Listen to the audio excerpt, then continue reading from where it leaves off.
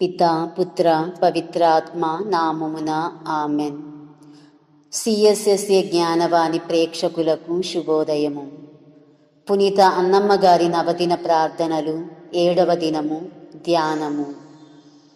జేసునాథ స్వామి దివ్య ఆత్మ పితాపుత్రుల స్థలమందు 3 దినములుండిన వెనుక ఆ తావును విడిచి తమ దివ్య శరీరముండిన సమాధికి పోవునప్పుడు పునీత అన్నమ్మ గారు తదితర పితాపుత్రులను కూడా పోయిరి.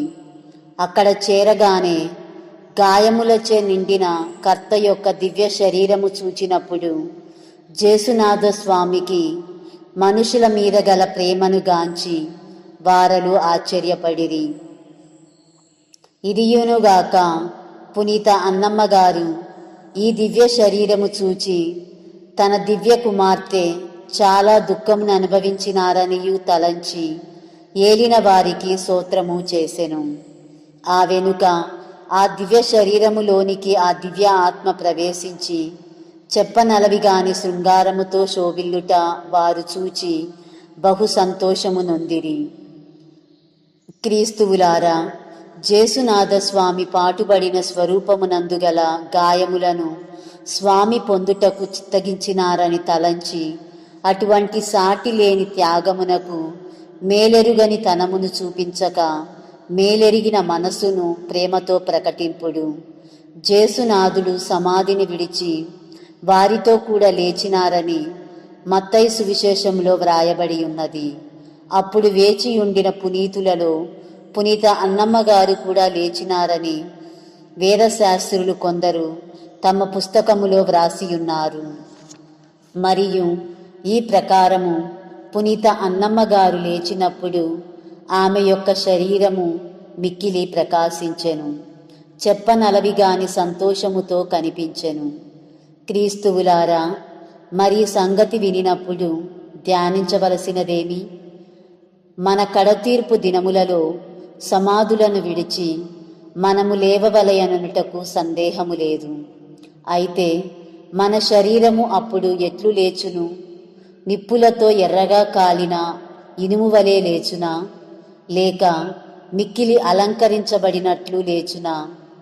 పాపము యొక్క అవలక్షణము అసహించి పగగొని పుణ్యములతో ఆత్మను అలంకరింప దీక్ష బూనినచో అప్పుడు మన శరీరము అవలక్షణముతో కాక అలంకారముతో లేచును. మరియు జేసునాథుడు సమాధిని విడిచి లేచిన తోడనే ఆ దివ్య తల్లికి కనిపించినట్లు పునీత అన్నమ్మ గారికి కనిపించిరి. ఆ సమయమందు మిక్కిలి ప్రియమైన తన కుమార్తెను గాంచినప్పుడు ఎంత సంతోషము పొందినదో ఊహింపజాలము. ఇదియునుగాక జేసు స్వామి తన తల్లిని చూచి పునీత అన్నమ్మ గారిని చూపించి, ఇదిగో మీ పరమ తల్లికి ఇంత మహిమ దయచేసితిమని చెప్పినప్పుడు పునీత అన్నమ్మ గారు చెప్పనలవిగాని ఆనందము పొందిరి. మరియు తమ తల్లికి జేసునాథ స్వామి చేసిన ఉపకారములకు గాను మరియమ్మ గారు వారిని స్తోత్రించినప్పుడు పునీత అన్నమ్మ గారికి మిక్కిలి సంతోషము కలిగినది.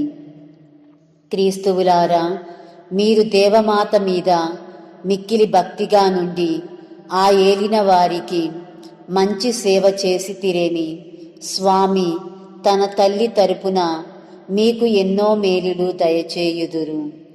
ఈ ఎరుకతో ఆ ఏలిన వారికి మనసారా యూడిగము చేయవలెను. జపము.